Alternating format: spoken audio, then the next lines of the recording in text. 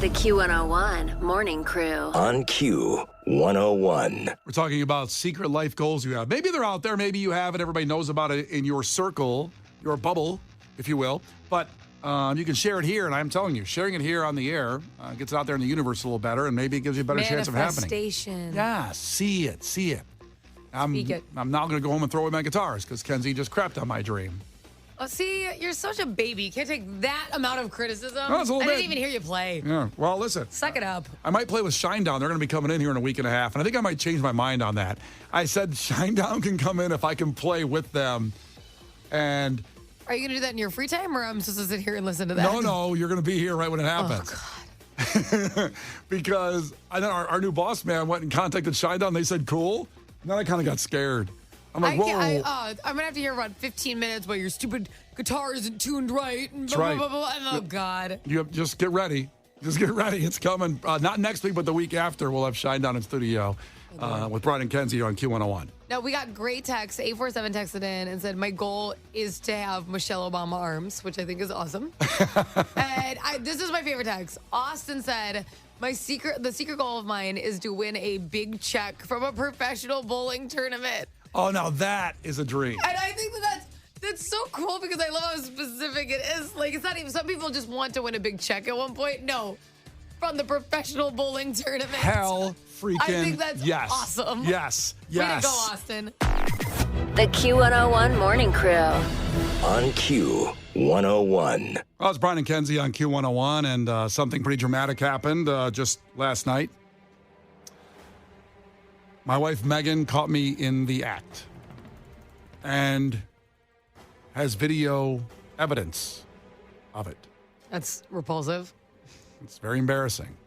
Terribly embarrassing. You feel like Kim Kardashian? Yes, I do. Before this moment, even. I felt like Kim Kardashian. Always. Yeah. That's your queen. This is really, really embarrassing. But the show is we share as a family here, everything in our personal lives. We ask you guys to share stuff personal. So if we don't share our own stuff, then what the hell are we? We have no credibility. Right? I don't know. Again, I don't know if I want to hear it. So that's why I'm kind of like, yeah. She sent me this text a little bit ago with the video on it of catching me in the act. And I'm just going to play it, get it over with. We can move on then. Okay? But this is embarrassing for me. And this is it.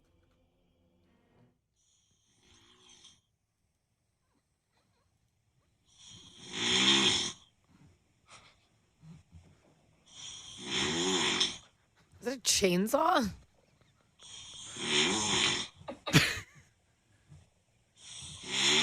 She was laughing at me. That was my tonsil problem. She caught that in the middle of the night. Is that you snoring? That's me snoring. That's me snoring. What the hell? No, I told you I've had a tonsil problem. I found out they grew back over the weekend because I'm like Wolverine. I regenerate. I got my tonsils out at 1 year old, and now they're still here. My mommy confirmed that when we called her up in the break yesterday at this time. And then Megan heard that in the middle of the night and recorded it and, caught me in the act.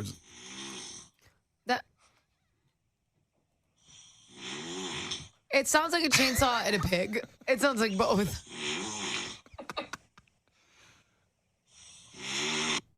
That was her laughing, by the way. Do you sleep with your mouth open? Well, apparently with this tonsil problem, I do. I usually don't. I don't think I do. And she caught that, and I just wanted to share. Megan, she's probably exhausted today.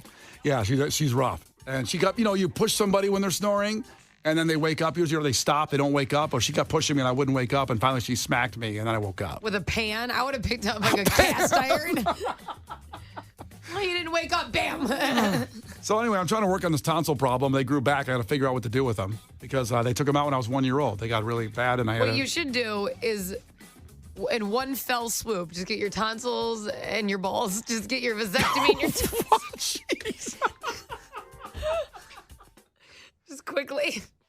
I might have another kid.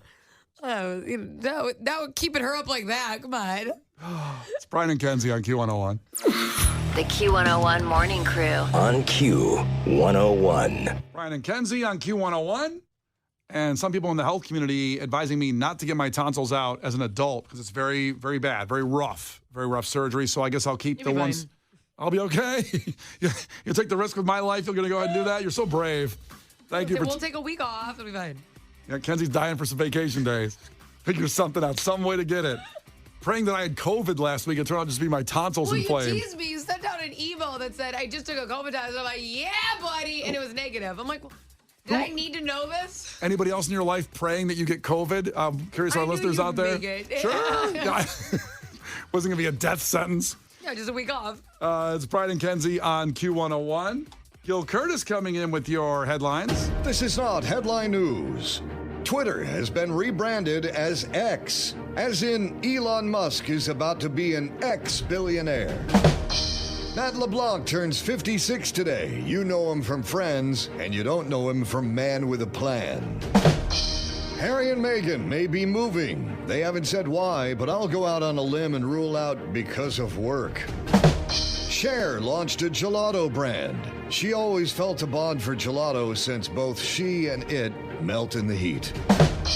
And Jerry Seinfeld, Larry David, Judd Apatow, and Amy Schumer were seen at dinner in Italy. It was nonstop laughs until Amy Schumer spoke. This is not headline news. The Q101 Morning Crew. On Q101. The Q101 Morning Crew. On Q101. Brian and Kenzie on Q101, our crime series. We love crime drama. I think you guys do too, with all the Netflix docs. Hell, just watching friggin' 2020 on Friday night. You fall into that at home on the network TV, and you fall into those, you came home and there was the body, and the husband wasn't there. But it wasn't the husband. It was the cousin.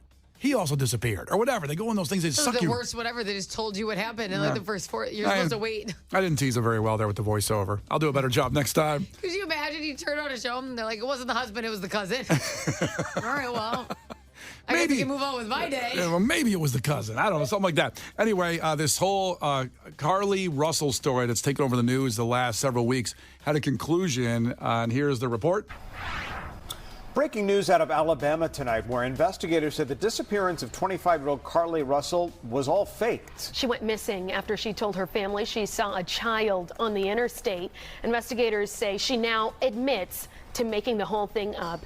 Russell returned to her family's home in Hoover, Alabama, 2 days after her disappearance and a massive surge. This afternoon, Hoover's police chief read a statement from Russell's attorney.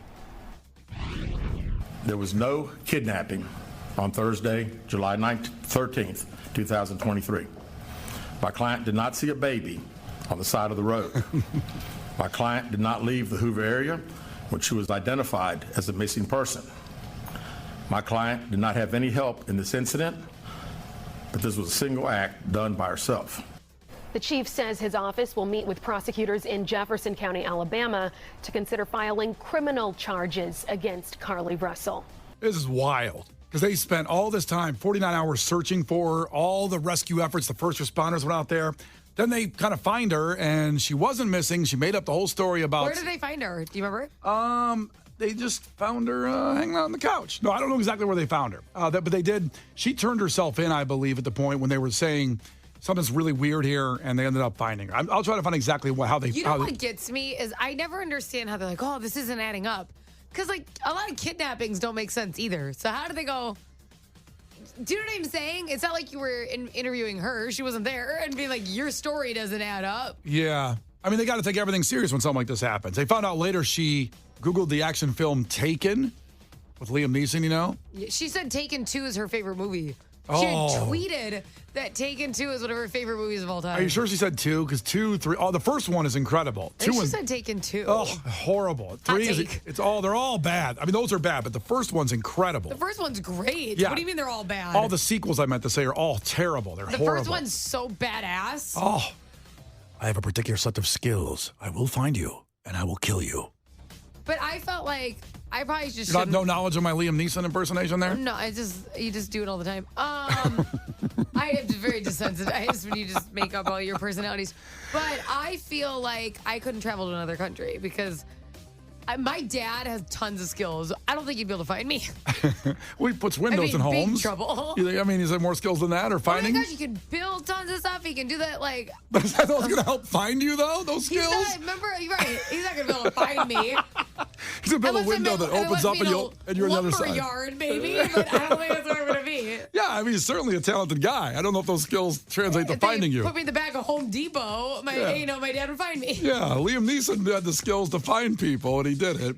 And she also Googled some other weird things, too. So it's obviously, it's two things. It's a mental breakdown or someone that really messed with the system and needs, to be criminally charged for wasting all the time and money. Has she spoken about why she wanted to? Nope. Just a lawyer said that statement, and I think they're trying to brush it under the rug as a Jussie Smollett situation, pretty much, where all this attention went on. Who knows? Maybe she wanted to be viral, because some people think that way these days, and thought that'd be somehow make her look sympathetic, and then she gets something out of it. I don't know. Some people do really like the sympathy because this happened. I don't know if you remember, but there was a woman who claimed to be a 9/11 survivor. And there's like a support group for 9/11, all this stuff. She was one of the main 9/11 support group people. She would invite other people who have been affected. She gave tours of 9/11 to elected officials who were visiting. And after all this time and all these stories, she shared such vivid stories. It came out she wasn't even in the state, I think maybe even the country when it happened. She was never there. She was not part of 9/11. I mean, it was insane. Some kind of weird thing in your brain that to be famous makes you do something like that. I don't know. You just want to be, maybe lonely, loneliness, you ache to be part of something. Because think about that community, any community that's faced a tragedy, it's the constant checking in and people to connect with. You're bonded by something very negative, but you're being very positive towards each other because you care, right? Yeah. So that type of thing where, everyone would be like, are you okay? Forever, you'd care. Yeah. I don't know. Just so you know, she was missing. She showed up at her parents' door on July 15th. They were taken to a hospital, treated, and released. She agreed to one police interview, but then suddenly stopped cooperating with the investigation. So she started messing up her story. Exactly. Okay. And then a lawyer got involved, and then the lawyer said what I just played there on the audio on that, saying basically, hey, she's sorry. She kind of acted like she had made her way home. Yeah. And she had kind of a plan, I guess. But then I don't know, trying to fool detectives, eventually watching enough of those shows, eventually they get to you. They make you break and you make a mistake. Yeah, when something didn't happen, there's going to be holes in the story. But even the people that do, like the murderers that do a pretty good job in the first meeting and the second meeting, by the time they get a little later on, the detectives find some way. They usually get tired. Yeah, it's like, so why are we doing there? They trick you pretty well to get you to hang yourself, basically. It's hard to get through, I think, with a murder. It's hard, or some. Do you think it's hard to get away with a murder? I don't know. I think it's pretty hard. Hot take. Yeah. Pretty tough, man, these murders. Yeah, it's a wild story. Like I said, it was on the news. Number one story every night. Everybody felt much sympathy, and now it turns out she was lying. The best in the game is Gone Girl, and no one's ever been able to compete. I don't even know. So explain that to me. I don't even know. The movie Gone Girl? Yeah, I didn't see it. I don't know if Ryan. I know. I've heard of it. I never saw it. So good. A wife fakes her kidnapping, but she frames her husband in such a flawless way. But it's because she's mad at her husband. And it's insane. He didn't realize that she signed up for a life insurance policy on herself, but it was filed by her husband in air quotes. So it just looked like he killed her 1,000%. It was unbelievable. He's fighting for his life. Such a phenomenal movie. She thought it through really well. Yeah, you can do a lot of that today. Like I said, if you have the internet, YouTube University, you can do a lot of ways to disappear or do something. But if you really want to do it, you have to go to a library and read up on it because they can't Google, the search history of the library. And you can't check the book out either. You have to read it at the library because they can see what book you checked out. That's a lot of work. So Take a kidnapping. So you know. Someone's thought it out. You should probably just get a therapist. I think. I'm just saying. You can go that route too. And there you go. One of the great crime stories that thought of a sad ending had a kind of an angry ending for a lot of the first responders out there looking for. It's Q101. The Q101 Morning Crew. On Q101. The Q101 Morning Crew. On Q101. I'm open up a hornet's nest with this when you see the text line and some calls coming in on the weirdest way you lost a friend. And we've confirmed it's so hard to find a friend as an adult. Hopefully you've had them when you were younger and they stay with you, and that's how you keep your friends. It's just hard to find new friends, we've noticed with people today, because people get so isolated in their own world with technology, bunkered in the house, and all that kind of thing. So You don't want to lose a friend, and Kenzie lost a friend in a very weird way. So before we get to your calls and texts, and you can check in at 312-591-8300, you want to jump in, go. But you got to hear how Kenzie lost her friend. I know. So we are each other's longest friends. We've been friends for 15 years. Okay? Long time. It is because her and I are both 28. So that is a very, very long friendship. We met like junior high school. We've been friends, okay? And we've been at different stages of life for a long time because she went to law school, but I got out of college in 2 years because I have a much more basic degree, okay? Clearly. Right. You're also a genius, so you know. I'm so smart. That's not what it was. So she's been in school for a long time. Well, I've been moving for working in radio and TV. And then I have a husband and a kid, and she's single. So very, very different life stages. No problem. We've been very close. I have, flown her because she's in school. So I've flown her to visit me in other states and paid for her trip. You paid for it. My brother and family still live in the same state as her. My brother's a mechanic. We're having trouble with her car. I called my brother because she was like, I don't know what I'm going to do. I'm like, my brother's going to take care of it. Don't worry. I go home and because she has this crazy schedule with like law school and stuff. I'm like, hey, before I even make plans with my family, what day works for you? Before I even ask my family, because I'm like, I want to be able to see you once. All these things. She's gotten mad at me. She hasn't called or texted me first, I swear to God, in probably over 4 years. I'm always the communicator. Yeah. But that's just not her personality. I let it slide. She did come to my bridal shower and wedding. Those are the two things she's traveled to on her own ever in our whole relationship for me. Which happened this year in March. Which is very recent, right? And she got me a gift for neither of them, and I told her not to worry about it. I paid for her hair and makeup at the wedding because I'm like, I understand it's an expensive trip. I've definitely tried to be like, I am here. I understand. Don't worry about it. Like, my man wasn't super excited. We're already paying for our wedding. He doesn't want me paying for someone else's hair and makeup. No problem, okay? I am easy, chill, whatever day you can come, whatever day you can do stuff, that's fine. She is mad at me because last year I texted her at 7 in the morning, the day after her birthday, being like, I hope you had an amazing birthday. I'm so sorry I'm a little bit late because my son had the flu the day of and projectile vomited all over the house. Legit. And it was genuinely, it was a disaster in the carpets and it was a horrible day. I wasn't even on my phone. I didn't even realize the date. 7 in the morning the next day, I was like, I'm so sorry. Son got the flu yesterday, but that's not what this is about. I hope you had the most amazing birthday. I know it was better than my day. And I sent like this really long text message about how special she is. She was mad at me for months. Because you texted the next day and not the day of the birthday. At 7 a.m. She didn't remind me. Mind you, she has no social media, so you don't even get any reminders. Oh, that's a big red flag. You don't get any quick reminders either, which is fine. I remembered it, but it was 7 a.m. the next day. I was all over it. I'm like, I'm sorry. She was so angry at me. She goes, I don't understand. Is this an excuse? Like, there's no way you did that the entire day. And I was like, well, you're my friend. I had a horrible day. I didn't forget. You didn't have to text me a week later and remind me. And she goes, I just don't hear enough apologize. Like, she was really like, okay, I can't believe you're not basically more distraught that you're texting me the day after. 7 hours late with kid puke on you. I don't. This is crazy to me because like we don't live near each other. So it's not like I miss your party or I do this. And we've never done anything, our entire friendship. We've never done even a dinner for my birthday. So it's not like I make the biggest deals out of your birthday and then you don't. In fact, we're usually busy planning her birthday, even though mine's like 2 days away because mine's a month before hers. She'll be like, I want to go to Turks and Caicos. I want to go to New York. And I'm like, well, mine's in 2 days. We're not going to do anything. I've never given a crap. I don't care. I'm not like a birthday party person. But I would prefer a lunch or something like that. So I'm like, all right. It's not like that happens in return.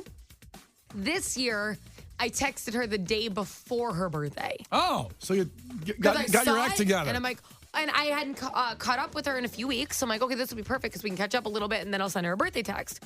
But she responded once and I responded and she never responded to me. And so then I didn't text her on her birthday, and I called her at the beginning of July. She didn't answer. I texted her a week after that. She didn't answer. Called her again, and she said she no longer wants to be friends because I can't do simple things like focus on her birthday. And I'm like, oh man. I go, I bet you money there's been times that I haven't gotten a birthday text from. I just don't remember because I don't care. I would never think about that Yeah. as being a huge deal. And I never forgot. I did it the day before and the day after. And I was like, I don't understand. I've been a huge part of your life.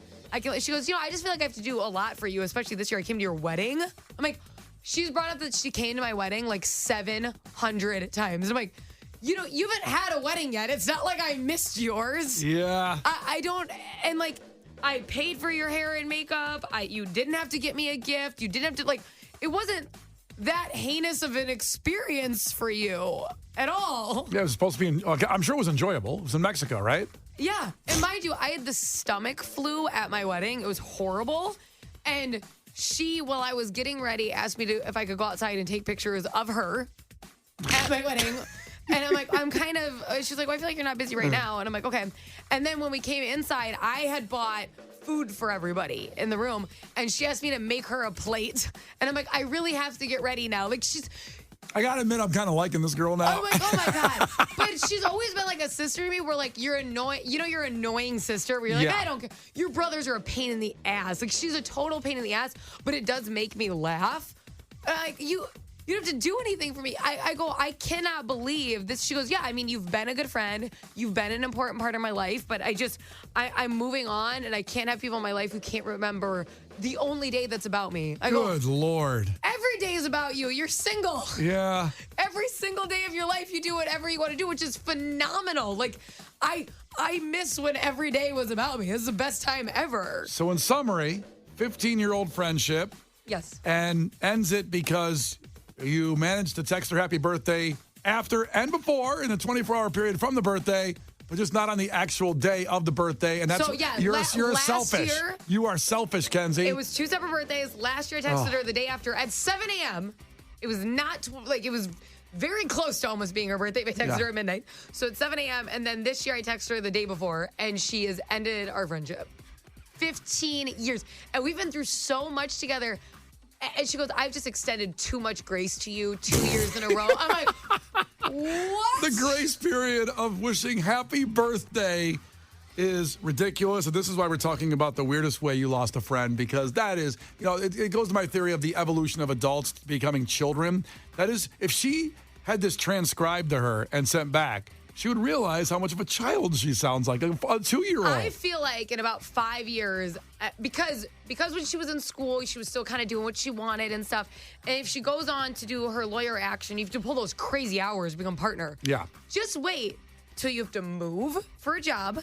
And then you have to work crazy hours because you're working your way up. And people are like, what do you mean you can't come to my birthday party or my this? You're like, but I have to spend these 5 years that way I'm set up forever. Yeah. I had to do that at that point in time. And she just didn't understand. Yeah. I mean, I still texted her a lot, called her a lot. I sent flowers when she graduated. Like, even though I couldn't attend graduation, we live in a different state, I'd send flowers. Like, I've done stuff. I'm like, I feel like in 5 years, I'm going to text that's going to be like, this actually is really hard. Sorry. I feel like that's going to hit at some point. I'm looking to rekindle our friendship at this point, and I want to admit I was wrong. I just feel like it's going to be, she's going to have a night where she's like, this is a bitch. And I'm like, yeah, it is. Don't worry. Jennifer texted in. I'll be your new friend. You don't need people like that in your life, Kenzie. So Jennifer's your new friend. There you go. Yeah, perfect. So Jennifer gets upset. You don't wish Jennifer a happy birthday. That's gonna be real. It's gonna be ugly. Oh my God, Jennifer! I'm gonna put it in my calendar. I'm so sorry. All right, text in here 312. Call in actually 312-591-8300. Want to hear from you on the weirdest way you lost a friend. Also, coming up after Coldplay, your chance to get to the Aftershock Festival. Bands like Coldplay not playing there. More of the harder side of music and Queens of the Stone Age. You'll get there right after Coldplay. It's Q101. The Q101 Morning Crew. On Q101.